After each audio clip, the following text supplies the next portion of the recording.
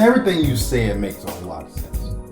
You know, it's just like, and it's so much, but is it because it's what's going on because basically the absence of the father in the household?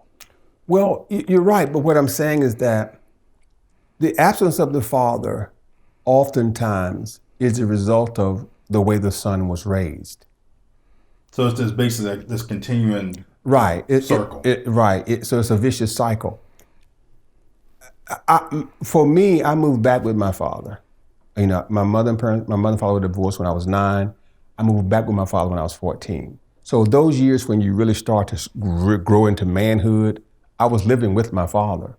So my worldview was different, than it could have been. My point being is this: if a man raises his son to stay, his son will stay, right? Right. If a man doesn't, his son won't stay. If a mother raises her son to think that no woman is good enough for him, then it's easy for him to walk away because she isn't good enough for you. All right. If a woman raises a man to think that, you don't know if that's your child or not, right, it's easy for him to say, well, why should I pay child support? I don't think it's my child anyway. Right. That's what I'm saying. So, but if a woman raises her son differently, then at least when because you may not have a man in the house with you now, and you can't get a man in the house with you now, but you can still raise your son to be responsible so he will stay. If your daughter has to wash dishes, your son should have to wash dishes. If your daughter has to cook, your son should have to cook. Your son should take just as many responsibilities on as your daughter take on. Right. In fact, he should take on more. Because if he doesn't take on more responsibilities than your daughter, you're teaching him that he should not be the one that is the head of the household. But he should also understand with more responsibilities, does not mean that you are now controlling things. It just means that you have to ensure that things go smoothly. Right. And so that's how you teach him. But usually it's the opposite. It's that the daughter is the one that has to assist the single mother. And the son just playing video games. Right. Or he's out running, playing games in the street, this kind of thing. You said video games, it just basically reminded me of my childhood and even early adulthood, just sitting around playing video games and not, I'm going to be flat out honest. I didn't feel like I had to be fully grown to about 30. I just feel like I felt like my whole 20s was like, well, I don't have to act grown until around 30 years old. Right. Even though I had owned the house, cars, worked on the business, but still I didn't have to act grown. Right. And that is really, let's just call it what it is. Spider-Man, Marvel, the whole Marvel movies is making billions of dollars. It ain't because kids going to watch the movie. Mm-mm. It's because grown adults like myself can't wait to sit down and watch Black Panther. Right. And can't wait to watch Iron Man. Right.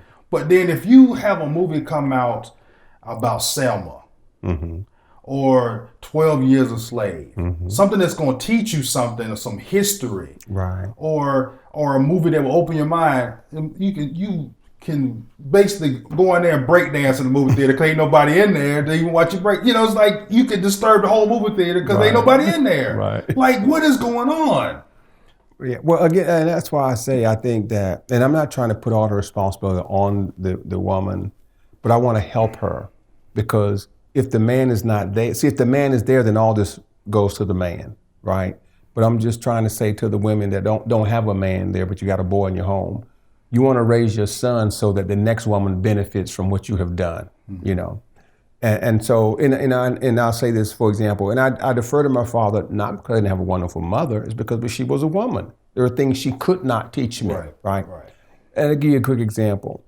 At an early age, my father's concept was simple, and that is, if you wanted something, when I wanted a car, for example, my father brought home the Help One ads and handed it to me and said, "There's your car." Right.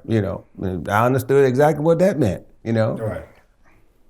When I started working, I worked at Holiday Inn as a busboy, and I used to get a ride home with, a college student that lived a block from my house. Okay, he went to North Carolina Central University, lived a block from my house.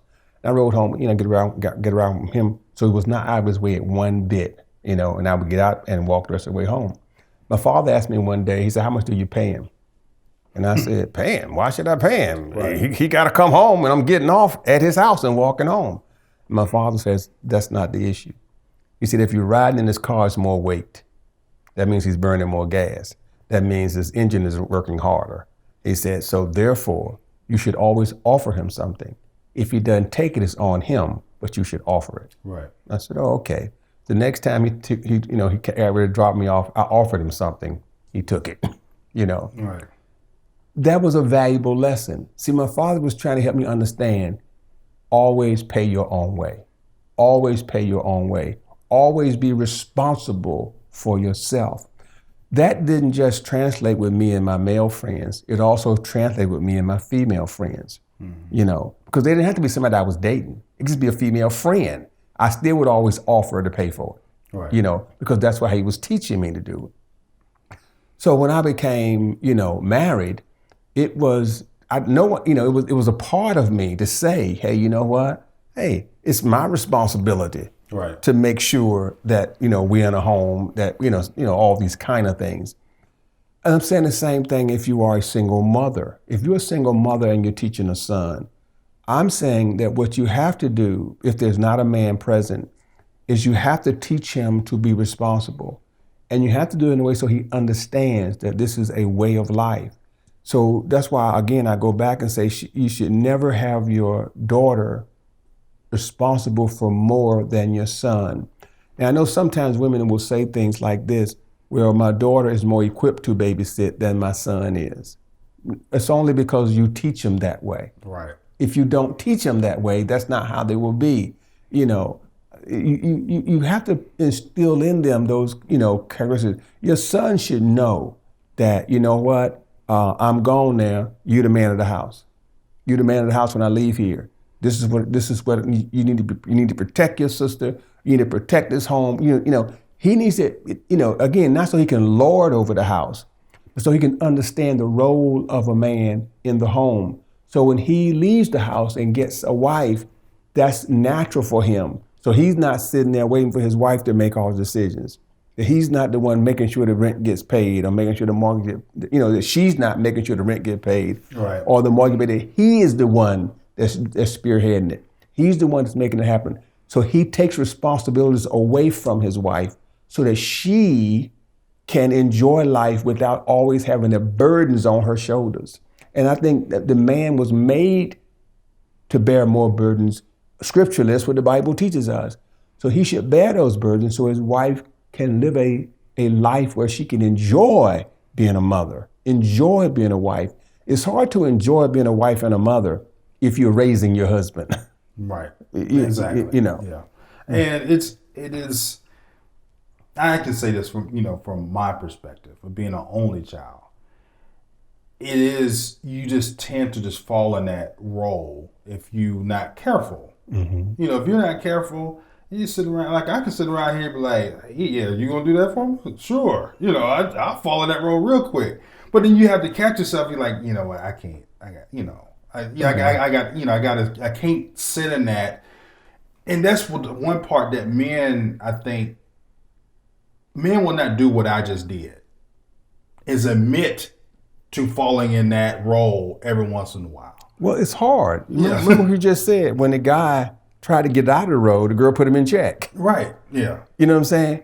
And so sometimes what a guy do is just say, I'm not going to, listen, why should I fight you? Why should I go against the system? Right. But I understand. See, again, that's why it's just a twofold problem. If, as a single mother, your daughter is always put in charge because you say she is the more mature one. Right. If she's put in charge when she is a child and when she's a teenager, when she gets married, she don't just stop feeling like she is in charge. Right. So she still feels like I have to be responsible. So she's still the one that feels like I have to make sure the bills get paid. I have to make sure, the house is run. I have to do this. It's a learned thing. See, it's because that if that's what mom did and that's what mom taught you to do, that's how you think. Now, I can tell you that's how my mom did. My mom did it. She taught my sisters to be that way, as we all often laugh and joke about, but it's just the truth. Right. That's what she taught them. My wife's mother taught her the same way. Not because they're bad people, they're lovely people, but my wife's parents, my wife's father was a career military man. He was gone a lot. He was in the Navy. Right. That meant my wife's mother, she kind of took care of things. So she taught her daughters to be in charge. She taught her daughters, you're responsible. My wife was taking care of a whole lot of things that a girl her age, in my opinion, ought not to be responsible for. Right. But she taught her that way. It's hard now that you get married to all of a sudden not be what you've been taught to be, So it was incumbent upon me, because I had been taught by my father that, you know what, you the man, man. So that wasn't an easy transition for anybody, to figure out, we got to have a contest here to see who's going to really be the head of this household, because I'm not acquiescing and she's not acquiescing. Right. But that's a rarity that two people, come up that way, so it ended up, because usually one of them, I could have easily, believe you me, sat back and said, okay, honey, here's half of my paycheck, you pay all the bills. Yeah. And take the other half and just blow it on anything, and and she'd be as happy as she could be. Yeah. Because that's what she was taught. And then sit around and be resentful underneath it all. You're not helping me. Right. My man's not helping me with this, and I shouldn't have to be, but then you're doing it. And then he comes home to a upset woman. That's the reason why there's a happy hour at 4 o'clock to like 6. That's the reason why golf was invented. Right. Okay, let's hit this little white ball and go find it. And spend 3 hours. That's why deep sea fishing was invented. It's like, them men don't really care about catching that fish. It's like they throw it back in the water. But I often tell people, I said, if your man wants to spend more time away from home than at home, that's a telltale sign right there. Yeah. Like, I'm telling you, I'm my own business, I'm out doing stuff, and sometimes I work from home. When I come, I want to be at home. I want to, sometimes, most of the time, I want to chill out and watch TV or watch the game. I don't really want to go to the bar to watch the game, because number one, it costs more money to watch it at home. Right. I got my own TV, I got my own surround sound that I put together myself at home. And you got your own comfort. Right. You ain't worried about the folk next to you acting crazy. Right. So, but then right in the middle of the game, halftime come, and you say, okay, and your wife wants to bring up something more, wants to bring up a serious subject. It's like, why are you doing this right now? But most men won't have that conversation. This is not the time for that. We'll talk about it later. And then actually follow up and talk about it. You know what men do? They get up, and then they start going to the bar. Well, see, here's the thing. We have to think about, why do they do that, though? That's why I'm looking at what's the core problem. The reason why women do that is because they have been taught to do that. Yeah. See, if your wife feels like you will solve a problem, she won't ask you. It won't come up. You know what I'm saying? Yeah. It's only when they feel like I have to get involved that they do that. And that takes, and again, that's because of how whoever is has the most influence in the household. Usually in the black household, the woman has the most influence. So she teaches her daughters to have the most influence. Right. So she's teaching her sons not to have a lot of influence. So that's why the daughters feel like I need to do that. So when they get married, they have to do that. If they teach it the other way around, they won't interrupt you, because they'll think their mindset will be, he got it covered. How many black women when they're living at home stop their mother from watching TV to ask their mother, are we going to be able to pay the rent? Zero. I know, because their concept is what? Mom got it. Right. Mom know what she's doing. because that's what they teach each other. And I'm saying that we should teach our children in a way that when they get married, so that woman knows that her husband got it, but the husband has been trained well enough so that he's got it. And that, so when things come up like that, see, if there is in my household, for example, this didn't happen overnight. Let me stress this. This is not an overnight thing. This took a couple, 7 years approximately to get us on this playing field, all right? My wife doesn't worry about a thing. Not one problem in that household does she ever worry about. Right. Not one thing, okay? And there are things that I think she should worry about, but she doesn't. Because her history living with me has taught her that he's gonna have it. So therefore, there's no, well, you know what? I just noticed this was broke. You gonna fix it? None of that happens. If it's broke, she don't open her mouth. Right. Because she knows what he know when it need to be done. He know how to get. He know it's gonna happen. So on and so on. If I was a different kind of husband, soon as something broke, she'd be in there saying, "Hey, listen, this is broke. What you gonna do now? And we need to sit down and figure out who we're gonna call, blah, blah, blah, blah, blah, blah, blah." None of it happens. So that's why I'm saying that it is incumbent upon a generation. We gotta start somewhere. Some generation has to say, you know what, I'm going to break the cycle. I'm gonna teach my children a certain way, so that they understand, and I can tell you that for me, the time is now. Yeah. We can't keep complaining. The time is now. We can't complain about yesterday. It's over with. Yeah. But what we got to do is start saying, okay, if I'm the influencer over my grandchildren, I'm going to teach them right now. If I'm the influencer over my children, I'm going to teach them right now. If they're grown, you're wasting your time. Move on. You just are. One thing that just entered my head was what men should strive to be as a father is be as consistent as your Heavenly Father. Absolutely. And if you can't get no more simplistic than that for as an explanation. And a lot of times what you was talking about was really the inconsistency that women see in men. But when you talk about things in the Bible, you talk about Lord, everything is consistent. Boom, boom, boom. It's like he is there. He's going to see you through. Boom. It's consistent. So you don't stop worrying. God got it. Stop worrying. So the same thing is stop worrying your husband got it. Stop worrying your father got it. Like I know that my 2 kids think right now that I'm rich like a superhero. Right. So they know that whatever comes across, I can handle it. Right. So, but that came from me being consistent with my kids. Right. And your daughter, see, when your daughter gets married, that's how she's gonna look at her husband. Right. Because that's what she saw. So she's gonna look at her husband and she's gonna think, you know what? I ain't gotta worry about it. He gonna have it. Right. He gonna have it. And if he doesn't have it, she's gonna come right back to her daddy. Right. Because that's what I'm saying. Because you have developed that cycle that says, you know what? I will make sure that your needs are met, right? And that's what you have done. But that's what I'm saying. We got to start a generation. And you're right. Everything you're saying is absolutely correct. It's that, and you're consistent because what choice you got? Right. Right. What choice you got? If you don't consistently pay Dominion Power, right, they're gonna cut it off. They gonna cut it off. Right. If you don't consistently ensure that you have transportation, it's going. So we have to do that. But at some point. But the reason why people, I said another simple way. I know women, because been counseling since 1989. I have heard so many women say, I cannot give my husband that kind of control. Because if I do, my lights will be turned off or I will be evicted.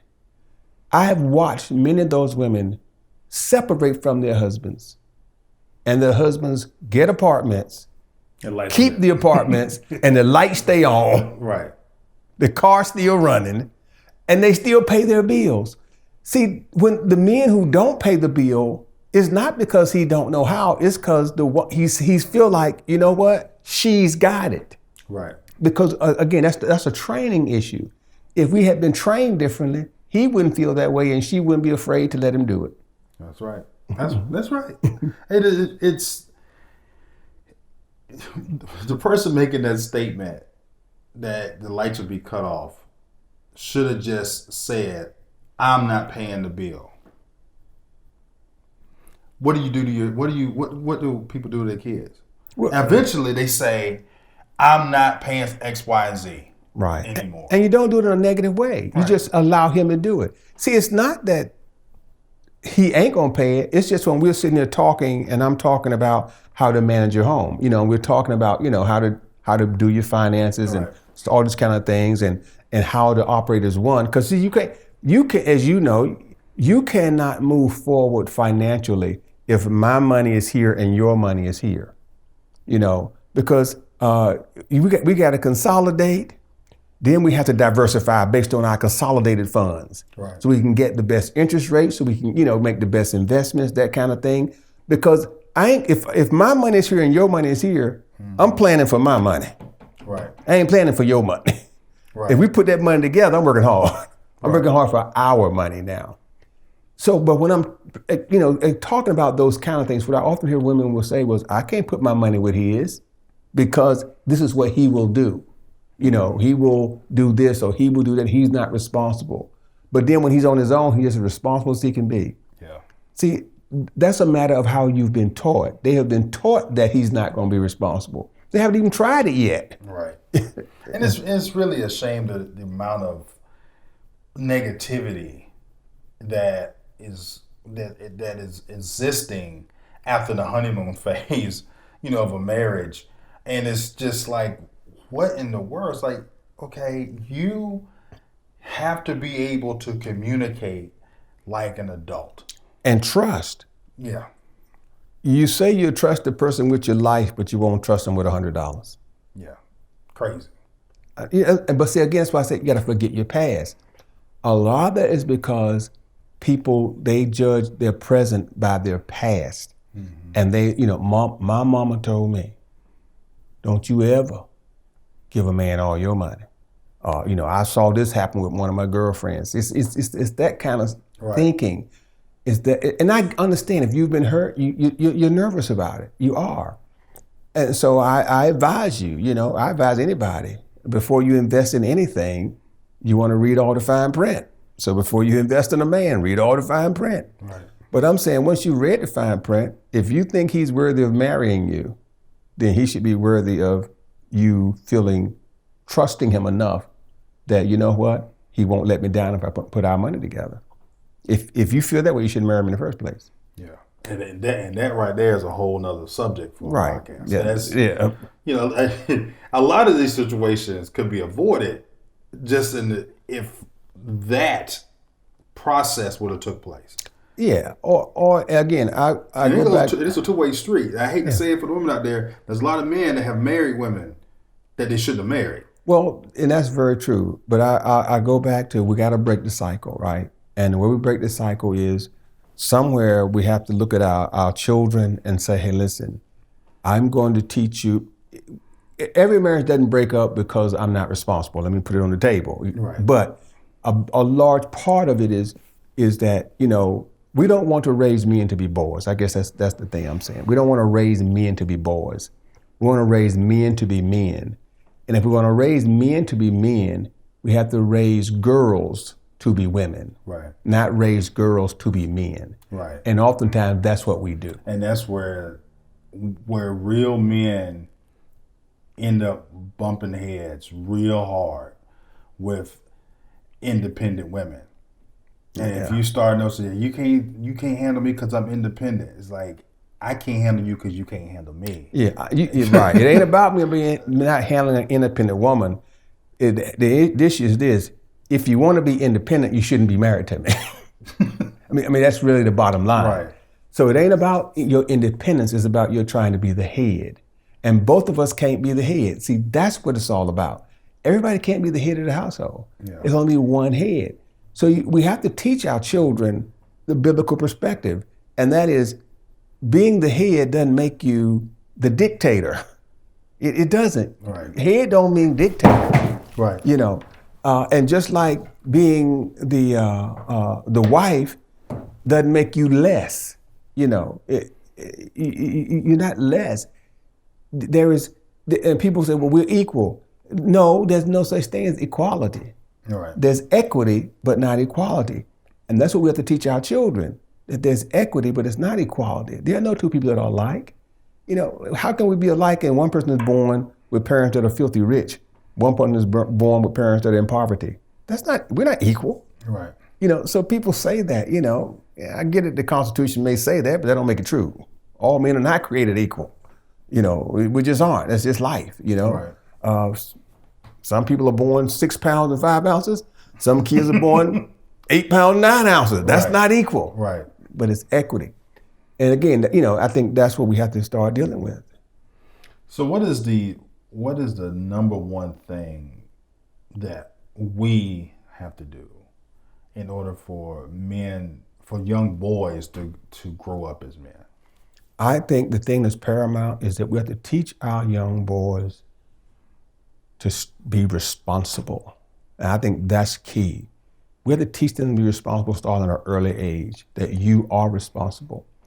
At an early age, teach them to respect young girls, and teach them that they should take up and look after the young girls and be a covering for, you know, whether it be their sister or whether it be, you know, a young girl in their class.